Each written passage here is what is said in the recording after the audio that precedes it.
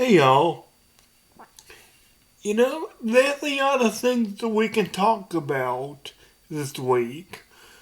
This Holy Week for Christians, this is Jesus entering into Jerusalem, ending with his ultimate, ending with his ultimate resurrection. A lot of things we can talk about this week. A lot of things that are prophesied, and a lot of things that are good, and a lot of things that are treaded territory, I say. We can talk about, I don't know, the guy who was on the cross and called out to Jesus to save him. We can talk about the many miracles Jesus did. We can talk about his entry with palm branches. We can talk about the Last Supper. All popular topics, and with good reason.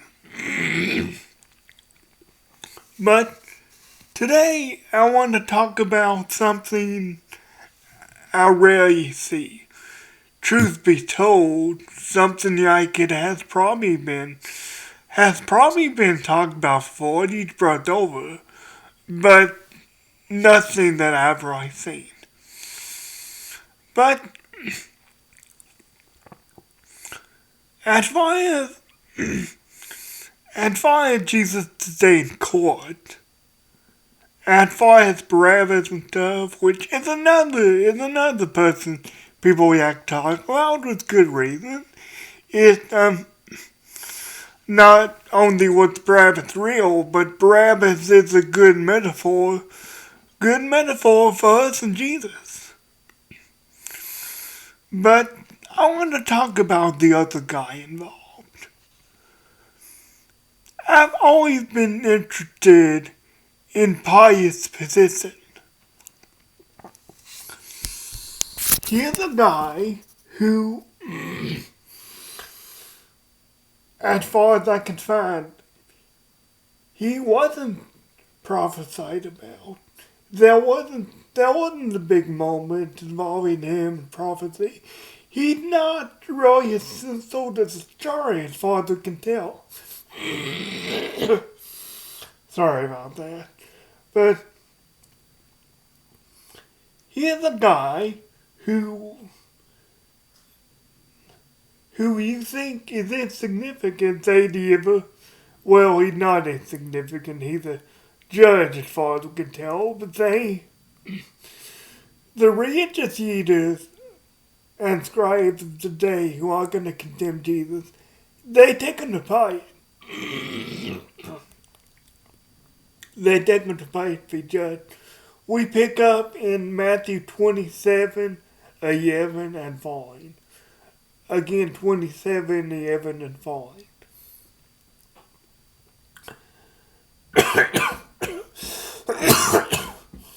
Now Jesus stood before the governor, and the governor asked him, saying, "Are you king of the Jews?" Jesus said to him, "It is as you say." And while he was being accused by the chief priests and elders, he answered nothing. Then Pilate said to him, "Do you hear?" I imagine this is in kind of a confused tone. You can hear it yourself, but it's very easy to get it. "Do you not hear how many things they testify against you?" But he answered him not one word, so the governor marveled greatly. Now at the feast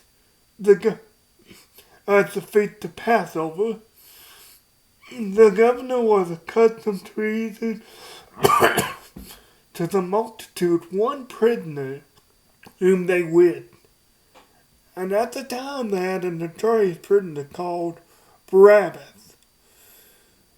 Therefore, when they gathered together, Pilate said to them, "Whom do you want me to release to you, Barabbas or Jesus, who is called Christ?" Now, I imagine this guy thinking, okay, if I lay out the facts for them and everything, this is a rabble, a mob that is gathered, but if I lay out the facts for them, they'll probably see reason. They're never gonna pick Barabbas, this murderer, who I emphasize greatly. For he knew that they had handed Jesus over because of envy. Now he knew they had handed Jesus over because of jealousy, because they were threatened by him in one way or another. While he was sitting on the judgment seat, his wife sent to him saying, "Have nothing to do with that just man. For I have suffered many things in the dream because of him." Now, this is actually kind of a funny story. I don't know if I read the passage before, if I skipped over it, but I've seen this. I've seen this where Pilate's wife complained to him of a dream. I've seen it in the Passion of Christ and other Jesus narratives, and I thought it was just confined to the movie. I didn't realize, either I forgot or I didn't realize that it was in scripture.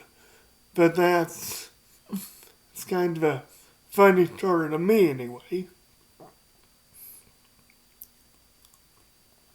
But the chief priests and elders persuaded the multitude that they should act for Barabbas and destroy Jesus.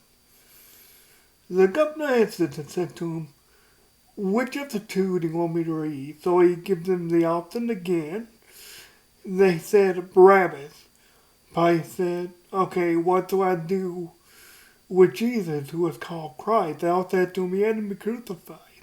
Then the governor said, "Why? Yes, keep our heads here. Yes, think rationally here.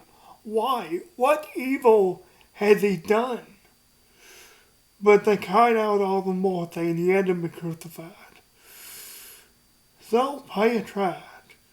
When Pilate saw he could not prevail at all, but rather that a tumult was rising, he took water and washed his hands for most to say, "I am innocent of the blood of this judged person. You see, you see to it." And all the people answered, "His blood be on us and on our children." Now that's a scary thought, especially in retrospect.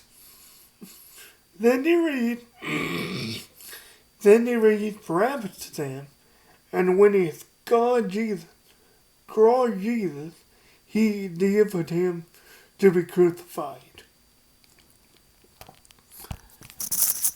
That's an interesting story. As far as I'm concerned, that's maybe one of the most interesting stories of that whole ordeal of Jesus staying cold, Jesus' crucifixion. Because, like I say, nothing was prophesied about this guy. This guy didn't seem important. Jesus just said, "Okay, it is the Son of Man shall be handed into the hands of sinners, crucified, and on the third day rise again." He didn't mention anything about Pilate. And then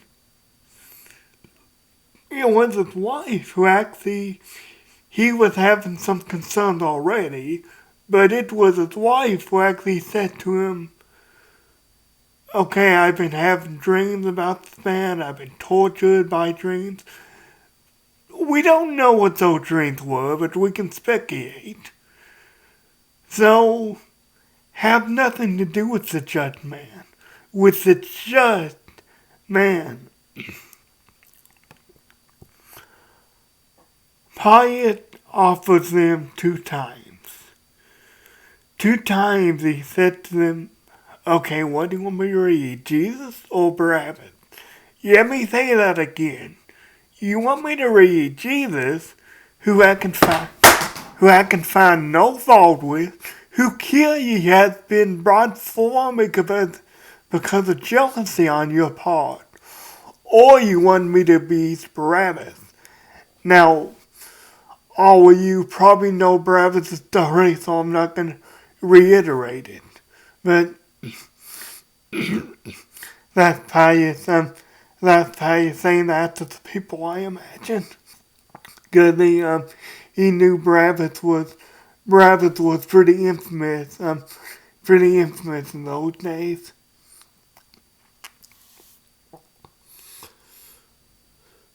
But yet they say, no, let us have Jesus. Now, Pilate's wife, someone insignificant, was given these dreams. Pilate himself knew, okay, Jesus himself is innocent. Now, I don't know how he knew that. Whether he had some godly insight, or whether he had dealt with this before and just had common sense about himself, who knows. But the ironic thing is, this vision and this dream was brought before Pilate's wife. And she recognized, okay, this just man, I have nothing to do with him. The ironic thing is, if the dream had been given to the Pharisees, the Sadducees, or the religious leaders of the day, whatever have you, they probably more likely than not would have said it was from the devil. They wouldn't have believed it. Because they already saw Jesus himself was from the devil. They already saw Jesus was casting out demons with the help of demons, as it says, and then Jesus set him straight on that, how divided among himself cannot stand and everything. But this was insight bestowed upon common people. Through all the noise, what impresses me, through all the noise, is this young man said, okay, no, he's not. I don't find anything wrong with him. I don't find anything guilty of him. So eventually, he's scared of the tumult. He's scared there would be a revolt or rebellion. Maybe this isn't the first time this happened. A rebellion of that scale has happened. That's maybe why Barabbas is in prison. But he was scared of rebellion. He was scared of the tumult. So he eventually washed his hands of everything. And I can't blame him here. He washed his hands of everything. He said, okay, you take him. You do what you think is best. I've said my piece about him. I've said, hey, look, this guy done nothing wrong. I can see no fault in this man. You clearly brought him here because of jealousy on your part, because of envy.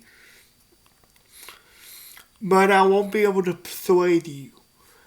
And I see that any attempt in doing that will just result in yelder chance or worse, a rebellion. So, you take him. I'm washing my hands of this guy, but you take him. Now, unfortunately, it is in scripture. I haven't looked at a historical perspective or anything else, but unfortunately, in scripture, we don't get really anything else about Pilate. He had that one scene, and it's done. The rest is up to the people. It's the people it's the people who do crucify him and do carry out execution. We don't get much on Pilate on his wife after that. And I say that because we don't know if Pilate was a believer or not. I like to think that he was. Is there, or he became one? Because it says, hey, even the governor, even Pilate marveled at his resilience and him not saying anything. I just his science. He marveled at him because he even reiterated to him, kind of confusingly, hey, don't you know the charges being brought against you? I mean, do you need it reiterated to you? But Jesus still said nothing. Jesus said he is Christ. Well, he didn't specifically say that, but he said, you say that. We don't specifically know if Pilate was Christian or not, but Pilate still does teach us very important things. Surrounded by all these religious leaders and these religious scholars and these lawyers probably, he was the only one, I'm gonna call it godly insight, because I'm pretty sure God gave himself some kind of, God gave Pilate some kind of insight at this point. He was the only one who had his head about him, so to speak. He said, hey, you brought this before me because of jealousy, because of envy on your part. I see no fault in this man. So why don't we just release him? But they said no. No, we want Barabbas. Pilate eventually gave in. He heard his wife pleading, but he was probably concerned for his wife too. He heard her pleading, and he washed his hands of him, and he said, hey, you deal with him. Pilate's a great example of, hey, when everyone else is against you, you stand with Jesus, so to speak. Now, I don't know, like I say, I like to think that Pilate eventually became a believer, but still, he's a great example when people, even religious leaders, even people that you say on authority above you, which I don't think they had any authority over Pilate, but just in general, with even people with think are above you, you stand with Jesus. You try to do everything in your power to convince people, okay, this guy done nothing wrong. Not only has he done nothing wrong, but there's a nefarious aspect to why he's been brought to me, to why he's so hated. And then, if you can't convince them, well, you do what Pilate did. You wash your hands of it. You recognize and you say, okay, I've said my piece, I've said everything that I need to do. You have the knowledge of Jesus. You have everything else you need to do. So I'm going to wash my hands of this. I'm not going to talk about it to you anymore because it'd be pointless for me to do so. So I'm just going to leave it up to you. I'm going to leave it up to God regarding what you think about him. Like I say, this man wasn't prophesied about. This man didn't seem important. This man